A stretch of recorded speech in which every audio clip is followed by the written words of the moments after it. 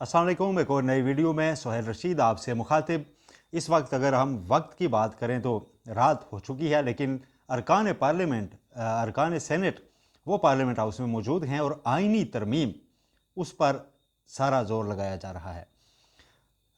आइनी तरमीम आज की वीडियो में हम जानेंगे कि जिस तरह से ये आइनी तरमीम हो रही है, जिस स्कीम से हो रही है, क्या आइनी तरमीम की मंशा यही होती है और इस आइनी तरमीम को इतवार के रोज़ ही आखिर क्यों किया जा रहा है। आपको वैसे याद तो होगा, कई माह से ये खाकसार आपसे कह रहा था कि ये वीकेंड पैकेज होगा, जब भी होगा तो वीकेंड का इंतखाब किया गया है और डर मौजूद है कि अगर सुप्रीम कोर्ट सुबह खुल गई तो मुश्किल हो जाएगी और शायद कुछ ऐसा हो जाए कि हम ये आइनी तरमीम आगे ना बढ़ा सकें।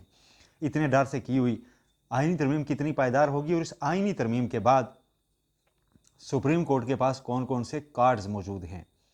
क्या ये आइनी तरमीम से एक नई आइनी अदालत बना देने से इस सुप्रीम कोर्ट को बिल्कुल डिसफंक्शनल कर देंगे और ये आइनी तरमीम जो हो रही है इसको देख ही नहीं सकेगी? ये इस वक्त सबसे बड़ा सवाल है। क्या जस्टिस मंसूर अली शाह समेत वो 8 जजेस बिल्कुल बेबस हो जाएंगे? आज की वीडियो में इसी पर बात करते हैं।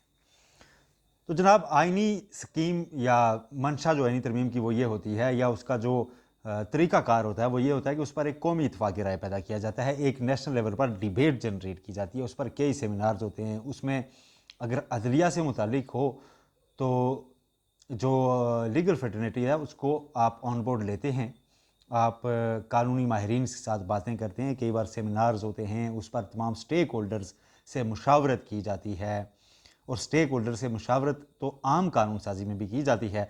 तो क्या इस मौजूदा मामले में स्टेक होल्डर्स के साथ मुशावरत की गई? सिर्फ एक चीज़ ऑन रिकॉर्ड है, जो चीफ जस्टिस काजी फाइसा साहब के सेक्रेटरी ने एलामिया जारी किया कि एक दिन वज़ीर कानून तशरीफ़ लाए थे और चैम्बर में उन्होंने बताया था कि हम आपकी मुद्दत मुलाजमत बढ़ाना चाहते हैं। लेकिन जो अब इतना वसी जुडिशल पैकेज, क्या इस पर मुशावरत की गई? क्या इस पर अपोजिशन से सही लेटर एंड स्पिरिट में मुशावरत की गई? ये वो 2 पॉइंट्स हैं जिसके ऊपर अदलिया अपना रिस्पांस बिल्ड करेगी और ये दोनों पॉइंट्स वो जो चीज़ें हैं इस वक्त इस सारी मश्क में मिसिंग नज़र आ रही हैं, इनके ऊपर काम नहीं किया गया। बोनाफाइडी आपने लाजमी रखनी होती है, कानून साजी में भी, आइनी तरमीम में भी तो ज़्यादा रखी जानी चाहिए। तो सबसे पहले तो आपको ये बताऊं कि ये ताख़ीर क्यों हो रही है। इतनी ज़्यादा ताख़ीर की वजह ये कि पहले तो सिर्फ एक एक्सटेंशन की बात थी जी कि मुद्दत मुलाजमत बढ़ा देंगे, सादा सी बात होगी। बात सादा नहीं रही। मुशावरत जब शुरू हुई, वोट तो चाहिए थे, लोगों ने कहा हम पर तो डिफेक्शन लगेगी। फिर जब सुप्रीम कोर्ट ने इलेक्शन कमीशन का इबहम दूर करते हुए उन लोगों की खुशफहमी भी दूर की जो दूसरों से वोट लेना चाहते थे, पीटीआई के आज़ाद लोगों से, तो उन्होंने कहा जी अब हमें प्रोटेक्शन दें। एक तजवीज़ उसमें यह शामिल हुई, ये मैं आपको कन्फर्म ज़राए से बता रहा हूँ कि आर्टिकल 63 है को भी इस तरमीम में रखा जाए और पार्लियामेंट अपनी आइनी तरमीम से जो है ना, वो जो सुप्रीम कोर्ट का फैसला है उसको गैर मौसर सा कर दे और उसमें 63 में नई तरमीम कर दे और उसमें वाज़ेह तौर पर लिख दे कि जो बंदा वोट देगा उसका गिना भी जाएगा और उस पर शायद डिफेक्शन भी ख़त्म कर दें फॉर टाइम बीइंग, कि वो नाअहल भी नहीं होगा, वो अपनी मर्जी से वोट दे सकता है। ये आइनी तरमीम पहले ही की जाए, उसके बाद उनसे वोट लिया जाए। ये एक पॉइंट रखा गया कि अच्छा जी आपको हम प्रोटेक्ट कर लेते हैं, पहले हम ये आइनी तरमीम कर लेते हैं, उसके बाद आपसे वोट ले लेते हैं। आगे चलें जी, एक तो ये पॉइंट आ गया। फिर ये आया जी कि मौलाना फजल रहमान साहब ने जब कहा जी कि नहीं, हमने चीफ जस्टिस काजी फाइसा साहब को तो रोकने वाली बात नहीं है, नए को अपॉइंट करने के तरीकाकार के ऊपर बात करें। अब नए के तरीकाकार को मद्देनज़र रखते हुए एक ड्राफ्ट तैयार कर लिया गया कि चलें, चीफ जस्टिस काजी फाइसा के इस वक्त जाने से ज़्यादा ख़तरा जस्टिस मंसूर अली शाह के आने से था। तो फिर इसके ऊपर दरमियानी राह निकालने की कोशिश की गई। मौलाना के पास इतनी बार जो अपोजिशन वाले आए, पीटीआई वाले, और इतनी बार हुकूमती वफद आया, उसमें यही बात हो रही थी कि अच्छा ये पॉइंट रख लें, ये उठा लें, ये रख लें। अब मौलाना की मुश्किल क्या है? मौलाना के ठीक है कि इस वक्त उनकी डिमांड बहुत बढ़ गई थी आइनी तरमीम से पहले, लेकिन मौलाना ने आखिर सिर्फ कार्ड जेब में तो नहीं रखना ना। ऐसा भी नहीं कि वो सिर्फ वोट दें ही ना और मौका ज़ाया कर बैठे, उन्होंने इसमें से मैक्सिमम गेन करना है। अब देने के लिए हुकूमत के पास भी ऐसा कोई लुक्रेटिव ऑफर नहीं है। कुछ वजारतें ले लें जी, ये वो। मौलाना को अपनी सियासत का रिवाइवल चाहिए, मैं आपको शुरू से कहता रहा हूँ। पीटीआई भी इस वक्त उनको सियासत का रिवाइवल क्या, ये तो कह नहीं सकती कि हम अली मीन गंडापुर की सीटें खाली कर दें और आप वहाँ से अपने बंदों को कामयाब करवा लें, ये नहीं हो सकता। पीटीआई उनको सिर्फ मुस्तकबिल के वादे वेद के साथ कहती है कि इस वक्त हम जो जहाद कर रहे हैं बस आप इसमें मुजाहिद बन जाएं। मौलाना मौलाना ज़रूर हैं, लेकिन जहाद के बारे में उनकी राय हमेशा थोड़ी सी मोहतात रही है। तो अब यहाँ भी थोड़े से मोहतात, इसलिए उन्होंने दोनों को एंगेज रखा। फिर मौलाना ने यह कहा कि अच्छा, आप आईनी तरमीम अगर करना ही चाहते हैं तो अपोजिशन को एंगेज तो करें ना, क्योंकि कल इस अपोजिशन ने जाके एक ही बात सुप्रीम कोर्ट में करनी है कि ये कैसी तरमीम है जिसमें अपोजिशन को आपने ऑन बोर्ड नहीं लिया, बताया ही नहीं, मुसवदा छुपा के रखा। तो वो एक ये मश्क भी पूरी हो रही है। अब अता तारड़ साहब ने पहले गुफ्तगू फैलाना शुरू कर दी, ये बयानिया कि जी हम इत्तेहादी जमातों को एतमाद में ले रहे हैं, मौलाना अपोजिशन जमातों को एतमाद में ले रहे हैं, पीटीआई उनको मनाने नहीं जा रही, पीटीआई उनसे मानने जा रही है। अब इस तरह का बयानिया सामने आया। तो ये सारा सिनेरियो, इसके साथ अब सुप्रीम कोर्ट के पास ऑप्शन क्या है? सुप्रीम कोर्ट के पास ऑप्शन ये है कि वो इस आइनी तरमीम का बिल्कुल जायज़ा ले सकती है जिसमें उससे आइनी इख्तियारात ही छीने जा रहे हों। इंडिपेंडेंस ऑफ जुडिशरी इसके मौजू पर ले सकती है। अच्छा, फिर एक ऑप्शन ये है जी कि आप इस तरह की तरमीम कर लेंगे तो कल इनके पास नाअहली का केस, वो क्या कहते हैं, धांधली का केस पड़ा हुआ है, तो धांधली का केस ही उठा के तो हमारी ना रजिस्ट्री में ऐसी कोई चैलेंज कर देंगे, कहेंगे जी कि ये गवर्नमेंट तो मैंडेट ही नहीं रखती, तो आइनी तरमीम में तो बाद की बात है, ये तो इलेक्शन ही फ्रॉड था। तो कहा गया अच्छा जी अब आइनी अदालत अलग कर लेते हैं, तो ये 184(3) की जो पिटीशन है ये उधर ट्रांसफ़र हो जाएगी, वहाँ पर इसको उठाया जाएगा, लिहाजा इनसे हमें फिर कोई ख़तरा नहीं रहेगा। तो वो चाहते हैं कि जस्टिस मंसूर अली शाह अगर रहें भी तो ट्रूथलेस किस्म के रहें। जस्टिस मंसूर अली शाह के पास फिर भी, अगर वो सुप्रीम कोर्ट के चीफ जस्टिस बनते हैं और आइनी अदालत अलग से होती है, फिर भी उनके पास हाथ में बहुत कार्ड्स हैं। इमरान खान के सारे केसेस उनके पास आने वाले हैं। ट्राइब्यूनल्स के खिलाफ अपीलें सुप्रीम कोर्ट में ही जानी है। तो आइनी अदालत को डिफ़ाइन किसने करना है? आइन तो पूरा जनाब, तमाम शिक्कियाँ आइन की उसी पे आती हैं। अब आइन में तो इलेक्शन का पूरा सेटअप मौजूद है, क्या वो भी सारा उधर चला जाया करेगा? तो ये किसको सुनेंगे फिर?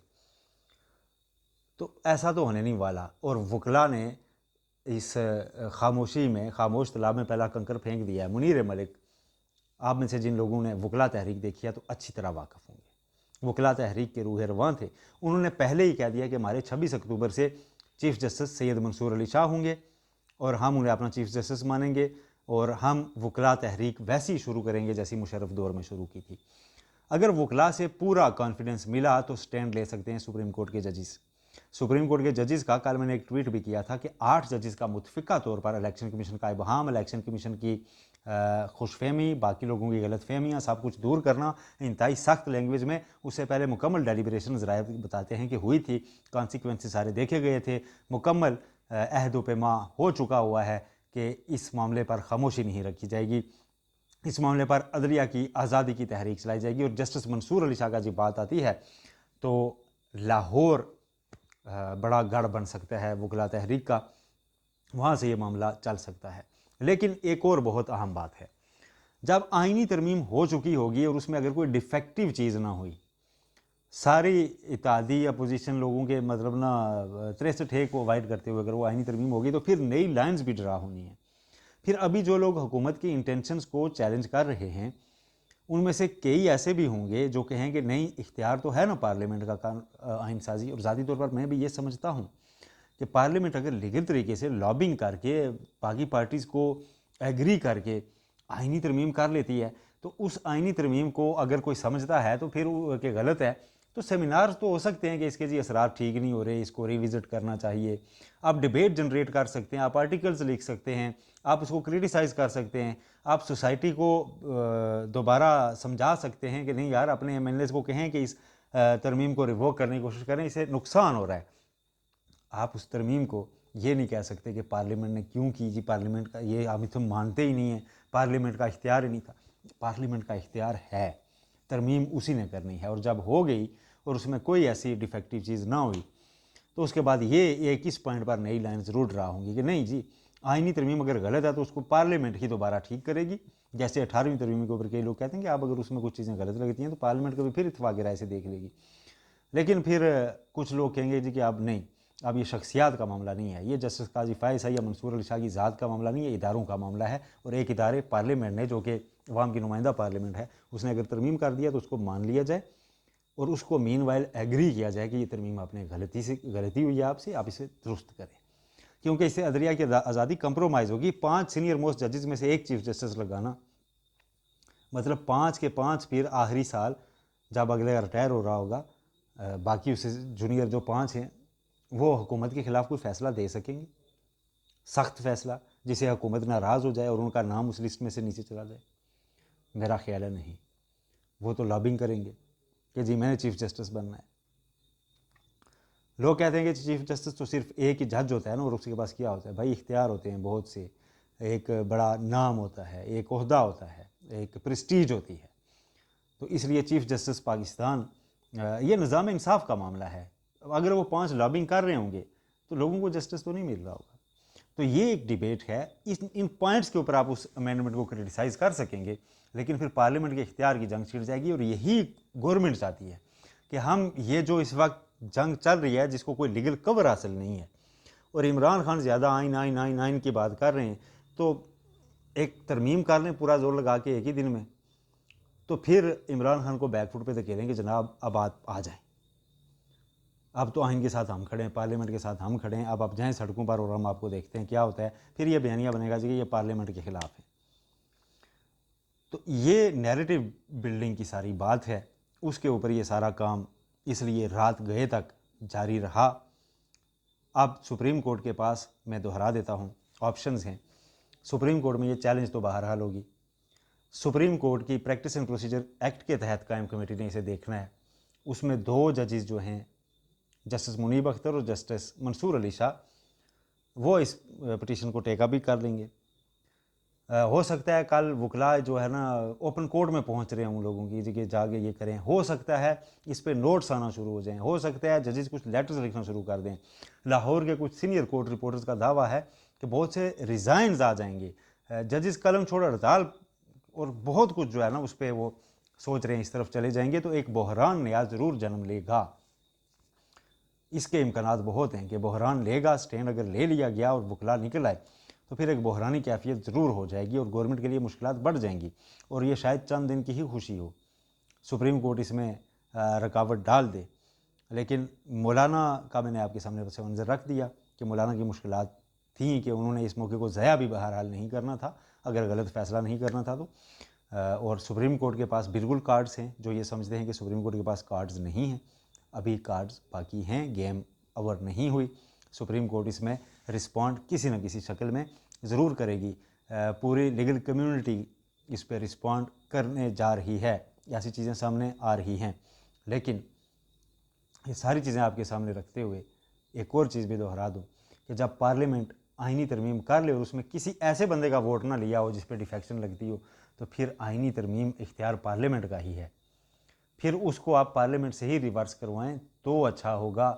अदालतों से उसको रिवर्स करवाने से एक ऐसा तासुर जाएगा कि अच्छा अदालत में भी तो कुछ लोग अपनी ज़ातियात से मुतल्लिक ही जंग लड़ रहे हैं।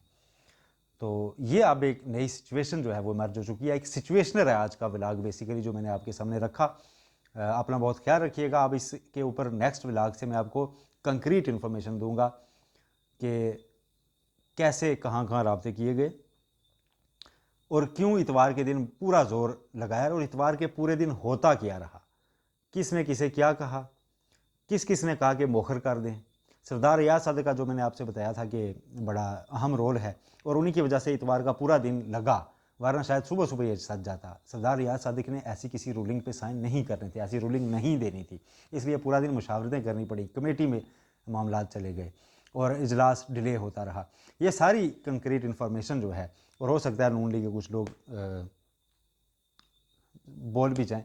अपना बहुत ख्याल रखिएगा। आपसे मज़ीद इन्फॉर्मेशन भी शेयर करेंगे। तब तक के लिए अल्लाह हाफिज़।